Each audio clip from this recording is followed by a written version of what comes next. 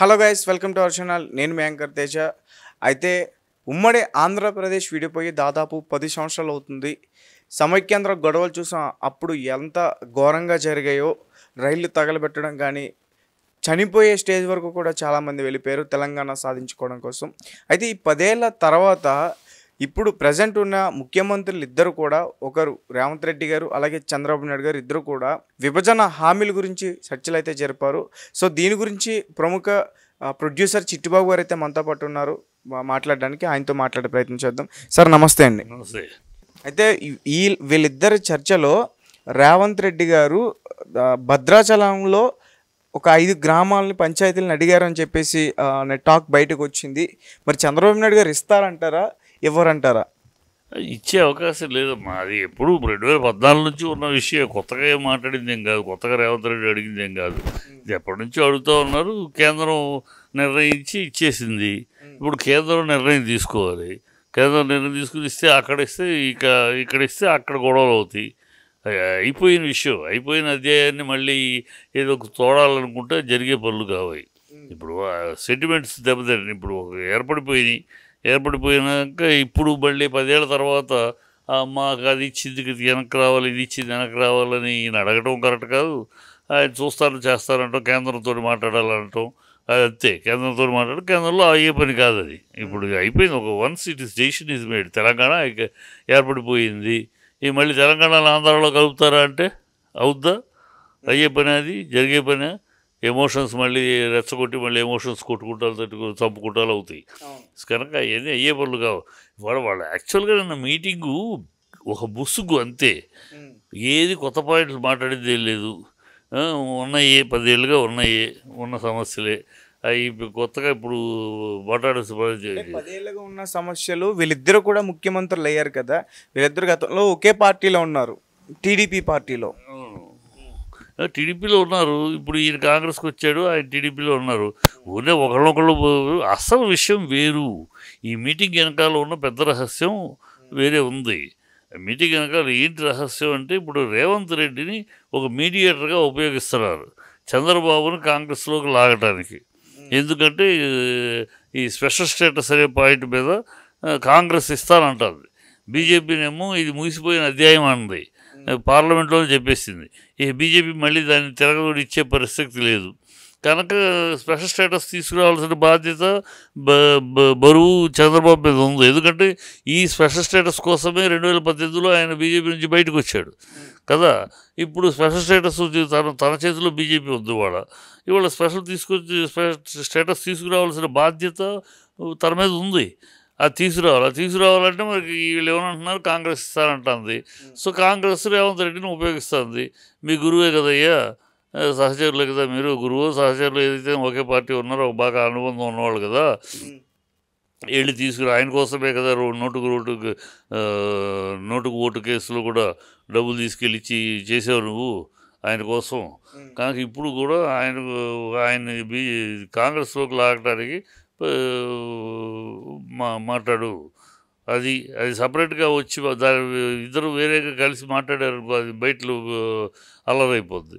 అందుకని విభజన వీటిపై ఏముంది నిన్న మాట్లాడినట్టు ఏమన్నా కొత్త పాయింట్లు ఏమైనా ఉన్నాయా? అన్నీ గతంలో ఉన్న పాయింట్లే. అవి ఒకటి జరుగుతుంది. ఇప్పుడు ఉద్యోగస్తులు ఇక్కడ నుంచి వెళ్ళిన వాళ్ళు ఉన్నారు, అక్కడ నుంచి వచ్చిన వాళ్ళు ఉన్నారు, ఇక్కడ నుంచి కొంతమంది వెళ్ళకుండా ఇక్కడే ఉన్నారు, కానీ వీళ్ళకి జీతాలు పే చేస్తున్నారు. ఇవన్నీ ఉన్నాయి సమస్యలు. అవి వెళ్ళాల్సిన వాళ్ళు వెళ్ళాలి, మరి రావాల్సిన వాళ్ళు రావాలి. అది అలా సాగుతూ ఉంటుంది. అది అంత ఈజీ కాదు, అంత సులభం అవుతుంది కొన్నాళ్ళు. కాకపోతే ఒకటి గొడవలు లేకుండా చేసుకుందామన్నారు. అది జరుగుతుంది నిజంగానే. ఇద్దరు ఒక గూటి పక్షులే కనుక గొడవలు లేకుండా జరుగుతాయి. అంతవరకు చెప్తే మళ్ళీ అసలు విషయం ఇది. అసలు విషయం చంద్రబాబుని కాంగ్రెస్కి సపోర్ట్ చెయ్యి, కేంద్రంలో బీజేపీని దింపేద్దాం. నువ్వు సపోర్ట్ చేస్తే నితీష్ కుమార్ వస్తున్నాడు, ఇంకో 10 మందిని మేము కూడగడుతున్నాం, కనుక నువ్వు వచ్చేస్తే మీకు స్టేటస్ ఇచ్చేస్తావు. నువ్వు ప్రజల్లో ఒప్పించుకోవచ్చు ప్రజల్ని. స్పెషల్ స్టేటస్ కోసం, రాష్ట్రం కోసం నేను బీజేపీతో విడిపోయాను. 2018లోనే అందుకే విడిపోయాను, ఇవాళ అందుకే విడిపోతున్నాను అని చెప్పి రాష్ట్రం కోసం, రాష్ట్ర ప్రయోజనాల కోసం అని చెప్పేయచ్చు. మీరు రండి అని. అది బాహాటంగా కాకుండా లోపాయికారిగా జరుగుతుంది. అందుకే ఇన్ని మీడియేటర్గా వాడుతున్నారు రేవంత్ రెడ్డి. అంతకన్నా ఇంకేం కాదు ఈ మీటింగ్ విషయం. హైదరాబాద్లో అప్పుడు విభజన హామీలో కొన్ని భవనాలను కూడా కేటాయించారు. వాటి గురించి కూడా చంద్రబాబు నాయుడు గారు అడిగారు. అయినా రేవంత్ రెడ్డి గారు వాటిని తిరస్కరించారు అనే వార్త కూడా వచ్చింది సార్.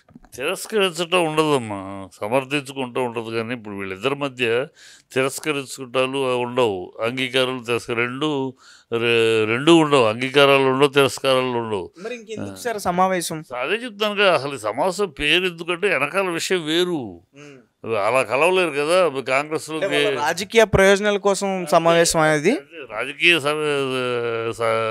ప్రయోజనాల కోసం చంద్రబాబుని ఈ స్పెషల్ స్టేటస్ అనే పేరు చెప్పి కాంగ్రెస్లోకి లాగటానికి, కాంగ్రెస్కు మద్దతు చేయడానికి, పలికించడానికి చేస్తున్న ప్రయోజనం. అక్కడ నితీష్ కుమార్ని డిప్యూటీ ప్రైమ్ మినిస్టర్ ఇస్తామని అతన్ని ఆశ చూపి అతను లాగుతానికి, ఇతన్ని స్పెషల్ స్టేటస్ చూపించి ఇతను లాగటానికి వాళ్ళ ప్రయత్నం వాళ్ళు చేస్తున్నారు. ఆ ప్రయత్నంలో భాగమే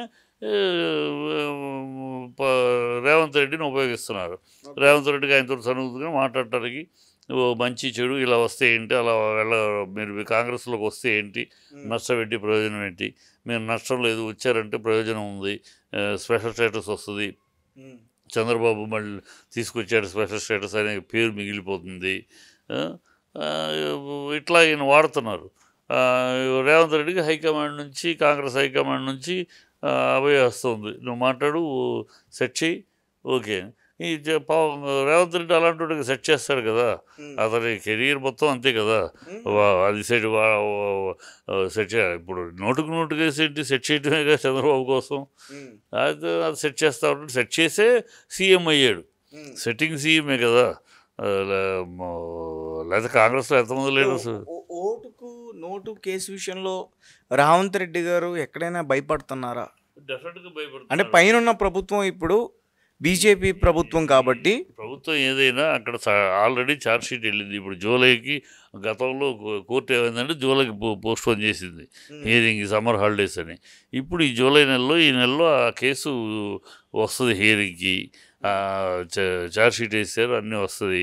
సో జడ్జిమెంట్ వస్తుంది. దాంట్లో సాక్ష్యాధారాలు బలంగా ఉన్నాయి.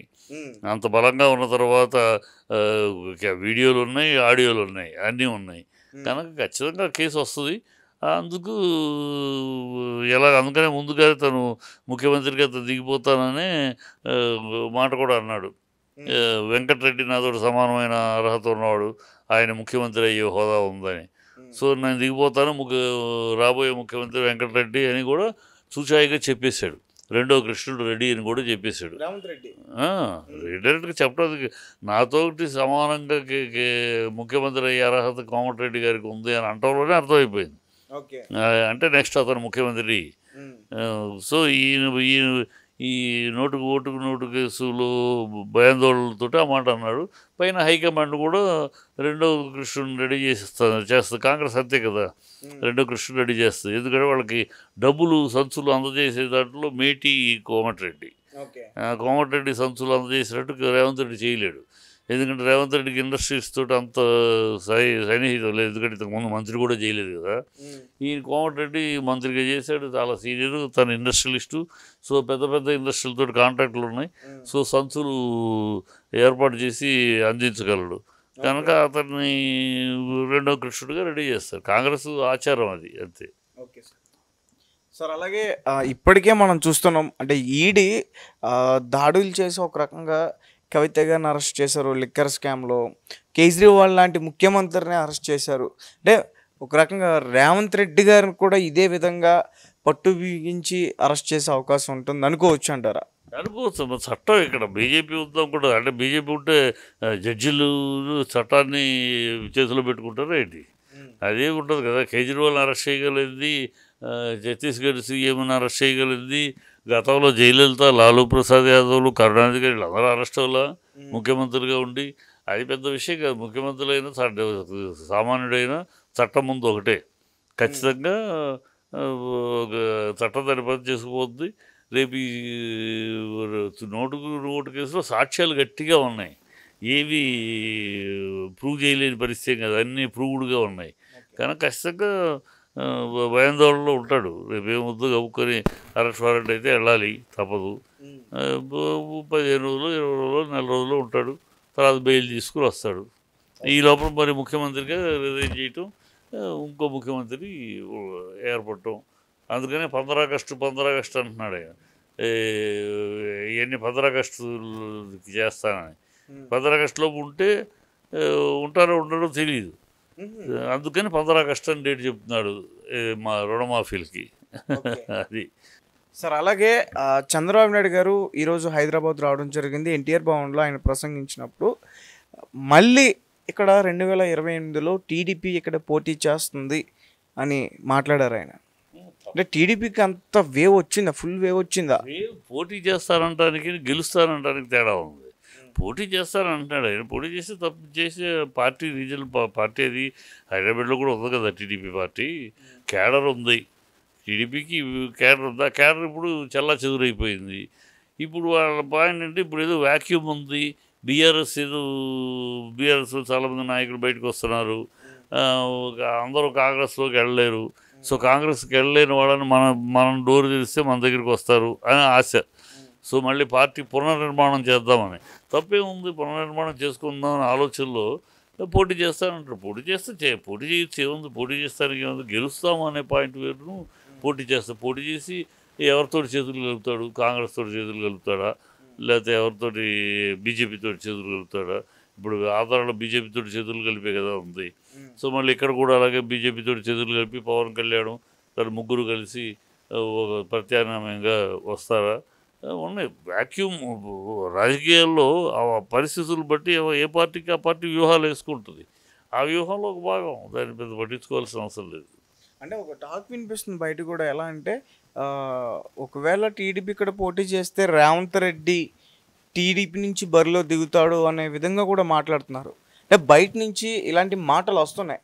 అంటే ఇవన్నీ రూమర్స్ అంటారా, నమ్మొచ్చు అంటారా?